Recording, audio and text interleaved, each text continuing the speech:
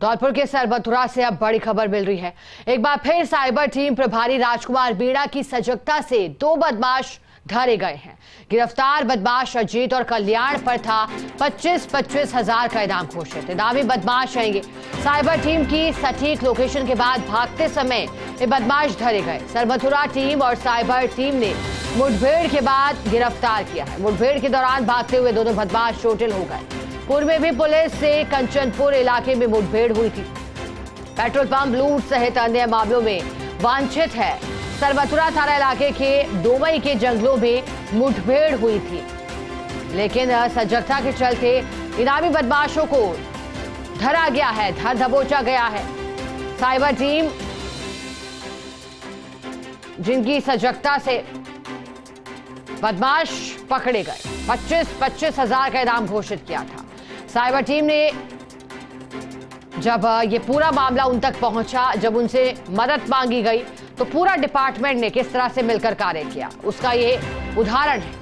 सटीक location cyber team की मदद से दी गई और जिसके लिहाज से भागते समय ही बदमाशों को पकड़ लिया गया। जरा जानकारी देने के लिए धौलपुर से सहयोगी विनोद हमारे साथ जुड़े हैं। विनोद, कहा जाता है कि जब कोई अपराधी पकड़ा जाता है तो फिर उसके पीछे तमाम लोगों की मेहनत होती है। साइबर टीम ने जिस तरह से सजगता दिखाई, एग्जैक्ट लोकेशन दी गई जिसके आधार पर पकड़ा गया है, कितनी भूमिका आप देख पा रहे हैं इस कार्रवाई में? देखिए सिका, पूरे मामले की बात करें तो बीते माह में बदमाशों के द्वारा एक पेट्रोल पंप सेतु थाना क्षेत्र में जिस पर फायरिंग कर दहशत फैलाई गई। इसके अलावा पेट्रोल पंप पर लूट की वारदात को अंजाम दिया गया। जब से जिला पुलिस अधीक्षक मनोज कुमार के निर्देशन में अलग अलग टीमें बदमाशों की तलाश करी थी, जिसमें पिछले दिनों 3 इनामी व बदमाश थे 25-25 हजार के, उनको गिरफ्तार करने में सफलता मिल चुकी थी।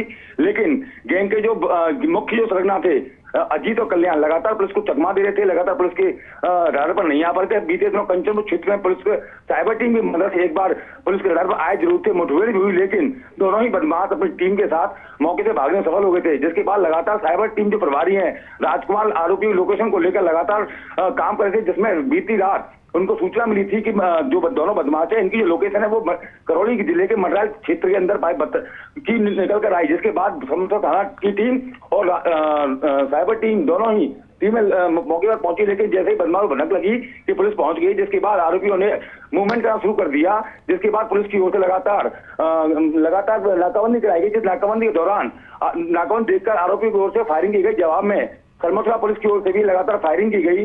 दोनों से फायरिंग हुई। फायरिंग में अपने आप को घिरा हुआ देखने के बाद दोनों ही बदमाश मौके से भागने का प्रयास करते। इसी दरमियान करीब 10 फुट गहरी खाई में गिर गए, जिससे दोनों ही बदमाश घायल हो गए और पुलिस की गिरफ्त में आ गए। दोनों ही बदमाशों को गिरफ्तार करने के बाद पुलिस ने सरबतुरा चिकित्सालय में भर्ती करा दिया है।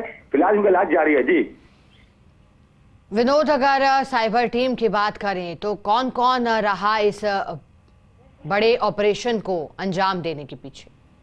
देखिए, जिस प्रकार दिन के अंदर ही एक पेट्रोल पंप पर बड़ी वारदात, लूट की वारदात को अंजाम दिया गया था, तो ऐसे मनोज कुमार ने साइबर टीम जो प्रभारी हैं राजकुमार मीणा, उनको सख्त निर्देश दिए थे जितने बदमाश उस वारदात शामिल है सभी की लोकेशन लगातार टेस्ट की जा रही थी। जिस दौरान 3 जो बदमाश थे 25-25 हजार के, उनको पहले ही पुलिस गिरफ्तार कर चुकी थी।